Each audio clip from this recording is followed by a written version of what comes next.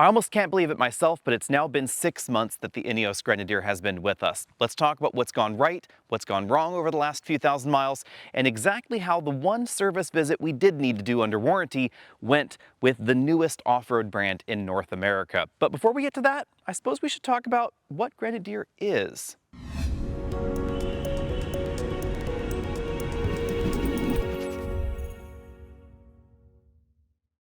If you want to skip the history lesson, you can of course use the table of contents at the bottom of your screen, but I think the history lesson is important to really understand the Grenadier, both the station wagon and the upcoming Quartermaster, because this doesn't exactly look or drive like much else on the market.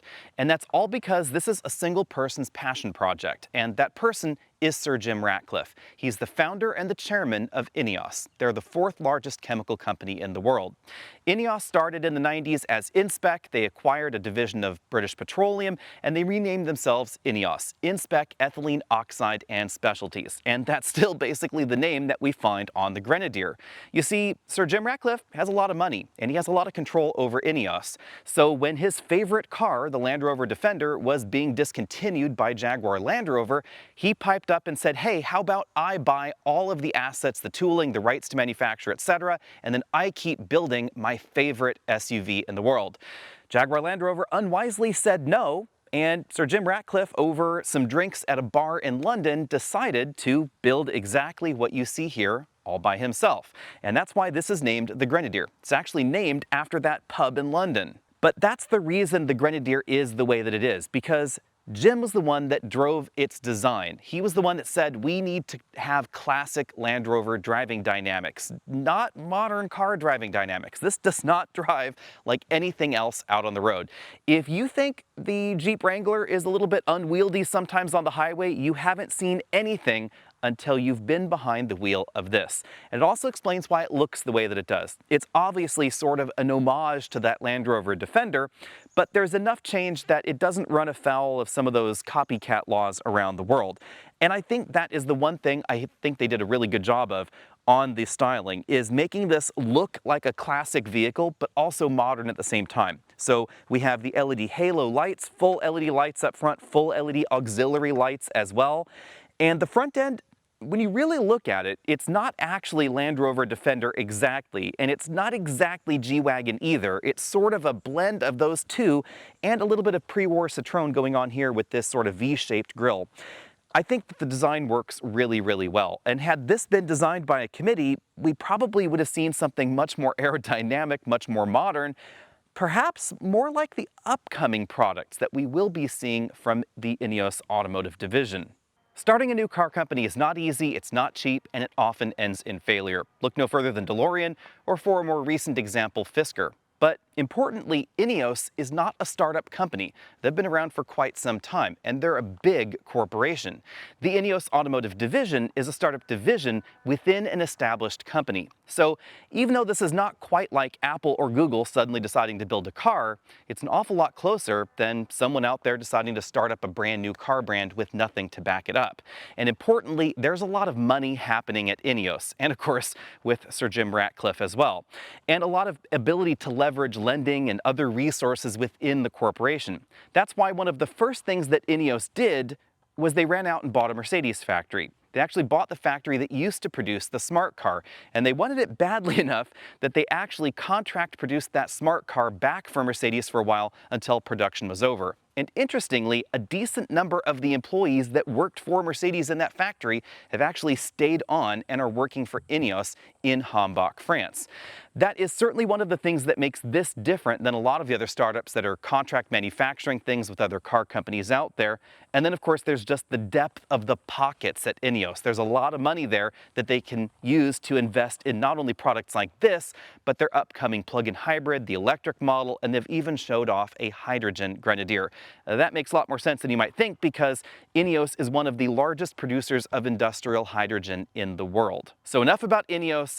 Back to the Grenadier here. This is a body-on-frame two-row SUV. It's pretty darn tall and actually a lot wider than you might think. It's not quite as wide as an F-150, but it's significantly wider inside than something like a Jeep Wrangler. In the United States, The Jeep Wrangler is probably the closest thing to a Grenadier, although they're still quite different. This is taller, the body is wider, it's a little bit longer depending on the version of the Wrangler you're talking about, and in many ways it's also a lot more old school, especially in the way that it drives. The other big difference, of course, is that the top doesn't come off. It is firmly fixed in place. It's not a convertible SUV. But the reason this is much more like a Wrangler than anything else in the United States is that this is a body-on-frame SUV with 2 solid axles. There are not very many vehicles on sale in North America with a solid axle up front. This is one of a very limited number of vehicles that are not heavy-duty pickup trucks. It's basically the Wrangler and this Grenadier here. You don't find a solid front axle in a Bronco or a G-Wagon or really anything else that you might want to be cross-shopping, especially against this model. And that all comes back to that singular focus that Jim Ratcliffe had. He wanted this to be durable, dependable, drive like a country vehicle, the typical kind of Land Rovers that you would find roaming across the moors in Scotland, something along those lines. That is exactly the vision that he had in mind. Basically, honestly, kind of a Chelsea tractor, for someone that's going to use it outside Chelsea theoretically, but tractor is probably the best thing that I can say here, because there is certainly a tractor-like quality to the way that this drives.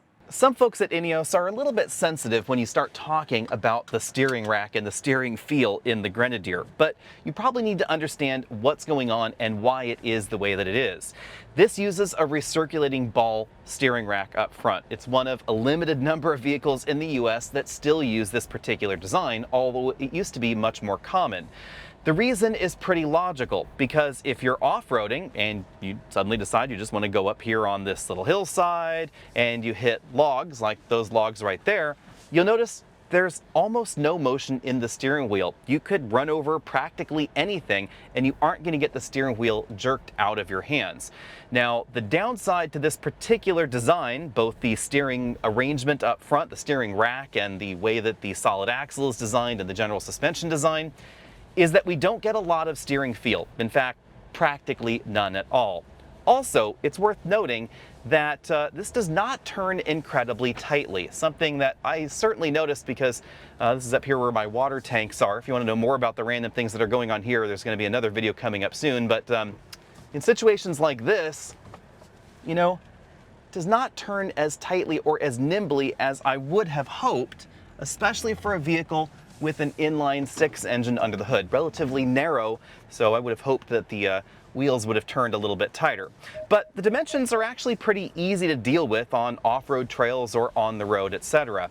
It's worth also noting that something like a Jeep Wrangler, it can actually U-turn that way on this road, and here in the Grenadier, well, you know, it's a 3-point turn, let's just say that. It's important to remember who the Grenadier was designed for and what it was designed to do. It was designed for people that live down roads like this. Say if you live in the country, in wherever you are, England, the United States, etc., and you need something that can handle gravel roads or dirt roads or mud in the winter or snow, etc. Or you want to go off-roading and you want to take something big and practical and comfortable with a big cargo area in the back, certainly further off the beaten path. This has a notably larger cargo area than something like the Wrangler, and as you can see, the cab is pretty wide. I'm really quite far from that passenger seat over there.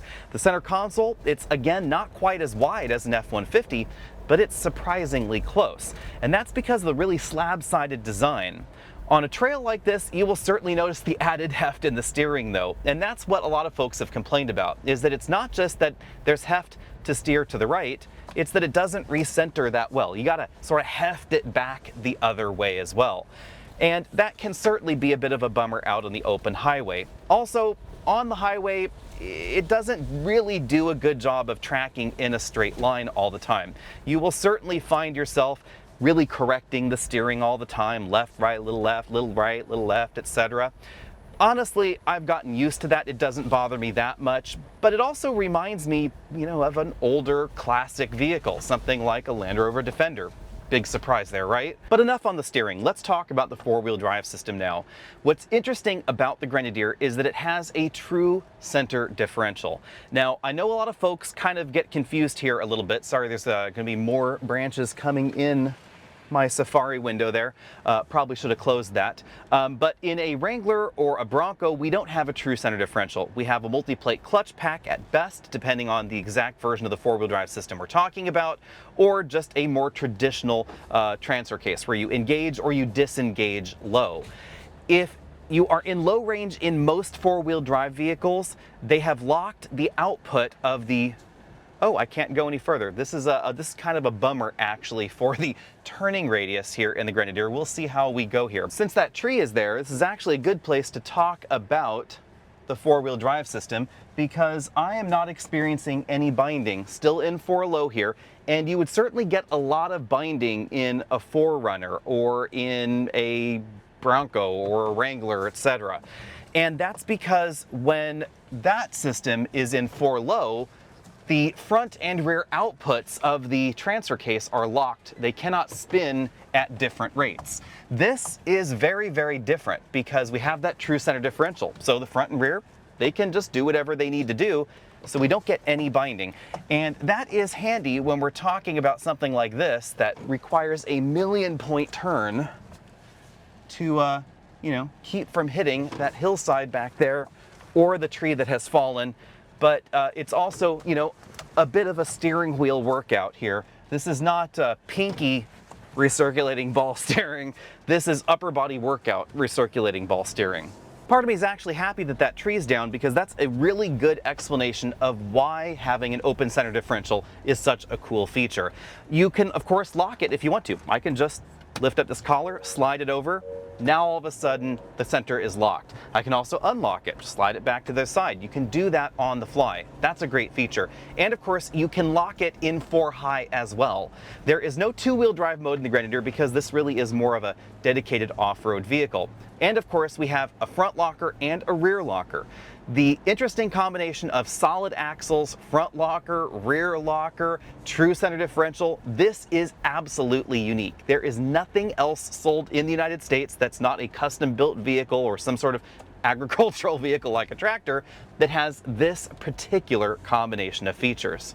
Now on the downside, Ineos has not built very many vehicles. So to be perfectly honest, the traction management systems in this vehicle are not exactly great. Let's see if I can get an example by going over this log that I have found there. Yeah, a little bit. So now we're getting a little bit of wheel slip on the leaves. Oh, 4-wheel drive system moved us around there. I do have to say that the traction control system, if you have everything open center, open front, open rear differential, it's not as good as many mainstream crossovers as far as directing power left, right, front, back, etc. The argument, of course, is that this doesn't need to have a traction management program like that because you can lock everything front, back, center, etc. And so it's not absolutely a problem at all. But it is a little bit unusual in that respect. It kind of adds to the personality, but also the uniqueness of the vehicle, and really highlighting the fact that this is a company that has only ever built one thing. How's the rest of the drivetrain performed? In a word, flawlessly. This is a BMW inline-6 engine. It's got a lot of power, and I do like the sound as well. It doesn't exactly sound like a BMW X3 or X5. It actually sounds a little bit more like some classic British inline-6s, but we certainly have that BMW pull and the BMW smoothness from this 3-liter turbocharged engine.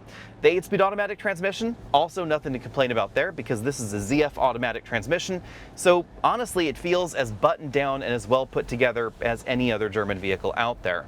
One BMW attribute that the Grenadier certainly inherits thanks to that 3-liter inline-6 is surprising fuel economy. This thing may be shaped like a brick, but we've been averaging 18.5 miles per gallon. Now I'm not sure if this particular take is going to be controversial or not, but I'm really glad that they were so focused on the off-road mission of the Grenadier.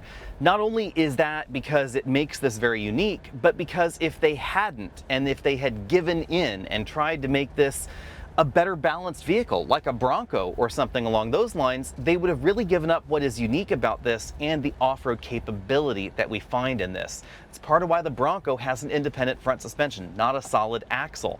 You know, if you're worried about death wobble or any of those things that can happen in a solid front axle design, then this is not for you.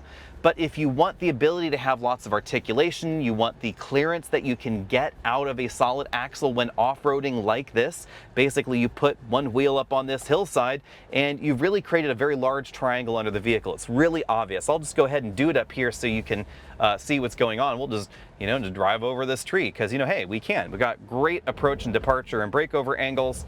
There's that sort of questionable traction control going on there, but hey, it did its thing. Now hopping out, keep in mind a few things. Obviously we have the more street-focused tires on this particular model. These are Bridgestone Dueler AT tires, not the most aggressive all-terrain tire, but you can really see how much articulation you get here. That wheel is really stuffed up in that wheel weld over there. Moving over there to this side, we get that wheel all the way down there. All four tires have a good contact patch with the ground.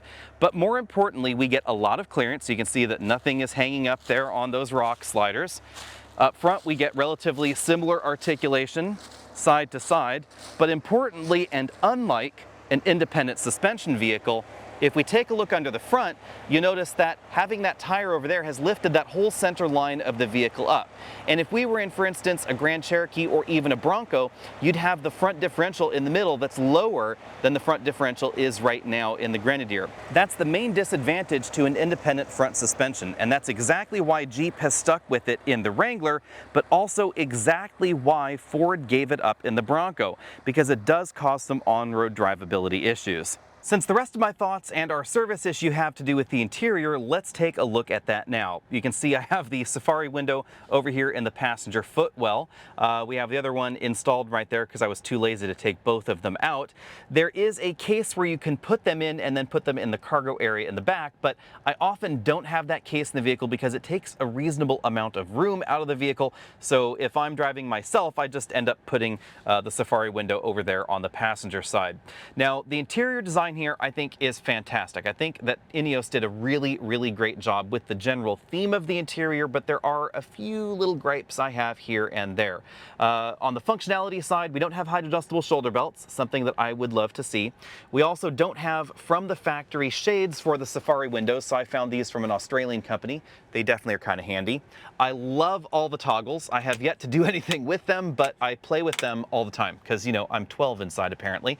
We have the differential lock buttons over here, the off-road drive modes over there.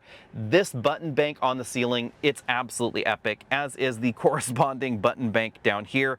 That's part of the attraction, honestly, with the Grenadier, is simply its style. Functionality-wise, I think things could be a little bit improved. One of the big things I noticed is that the instrument cluster here and the infotainment system, all one unit, of course, mind you, but it's a little bit low in the dashboard, and that means that if you're trying to get a setting down here at the bottom, it can be a little bit of a bummer, because you really have to kind of really get your finger down there at the bottom of the display. The other thing I would love to see would be a separate instrument cluster, and they have a place to put it because this is what they call the telltale display. This is basically just where we find the warning lights for the vehicle. I wish they had put maybe that on a small LCD over there on that side. They said they wanted to simplify things and make it more long-term dependable and durable, etc.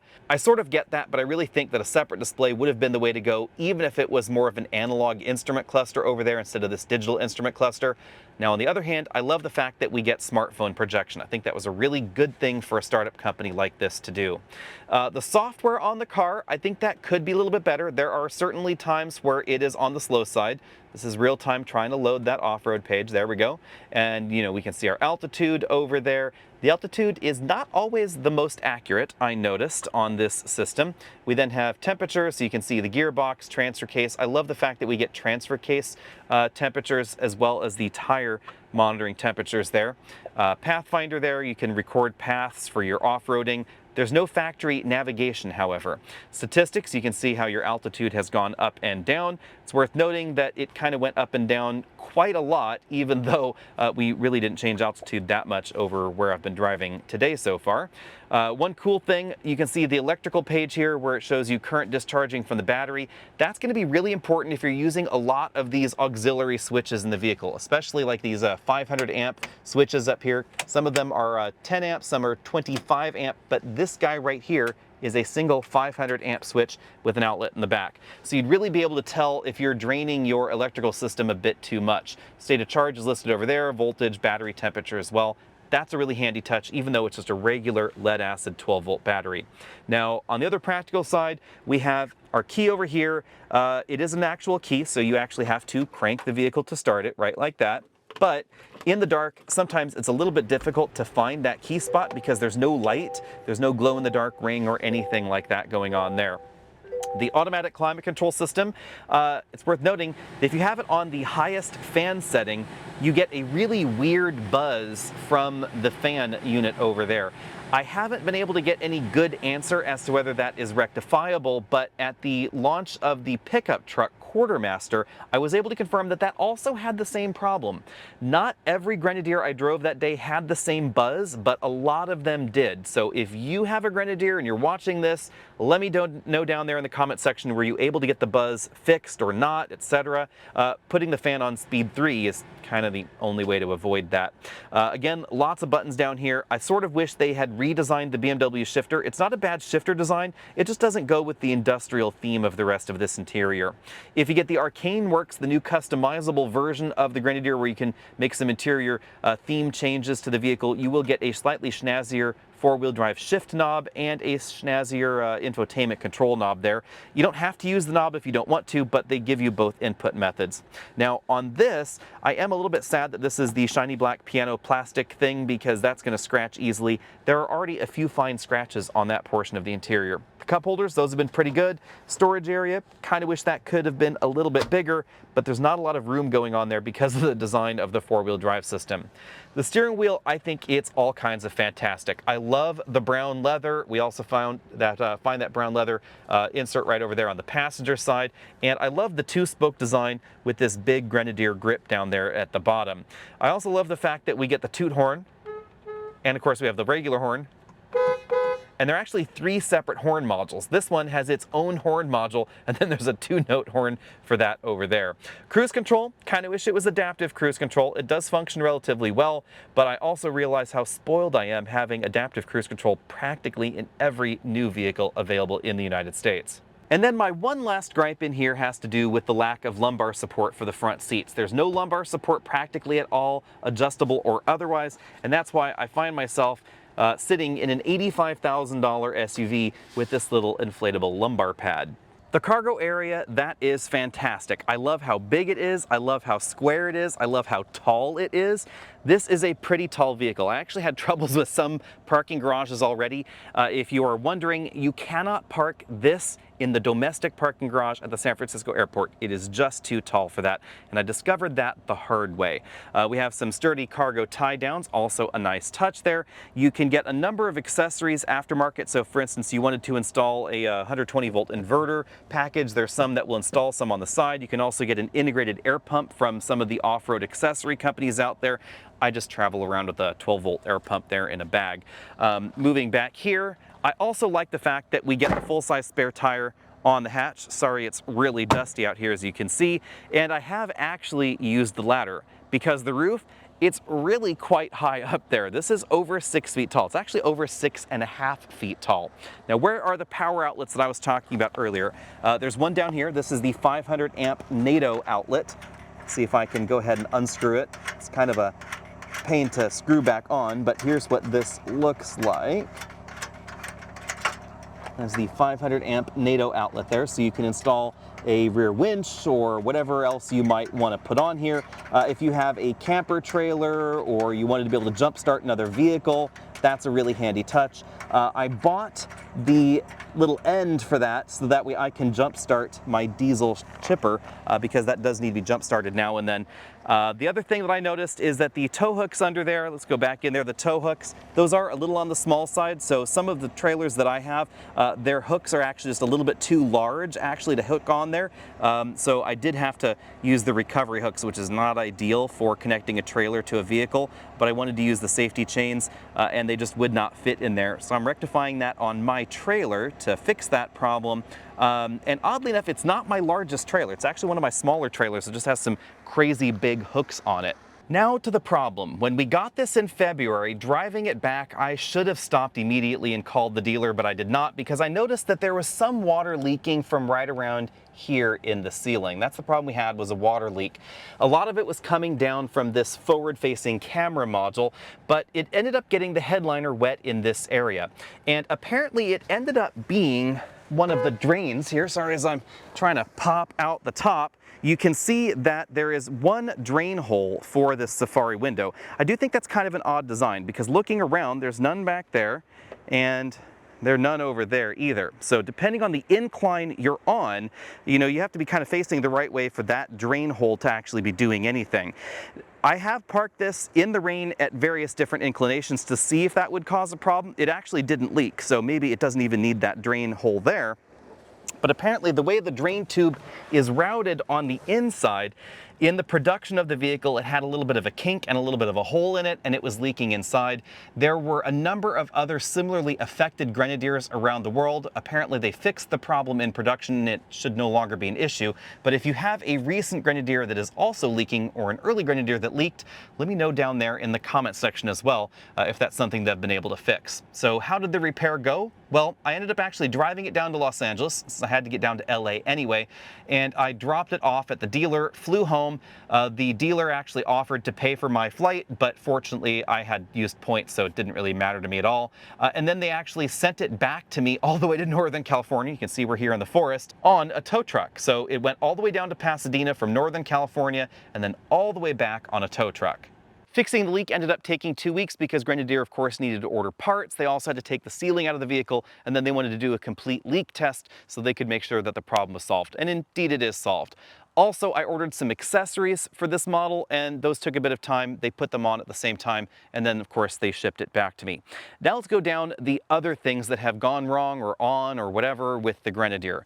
The most notable is that the speed limit beepy beep thing is still there. In Europe, new vehicles are required to notify you if you exceed the speed limit. Most have a bing or a chime or whatever. This has kind of a weird click. It's the same weird click that you get when you cross lane lines, because this does have lane departure monitoring, not lane departure prevention.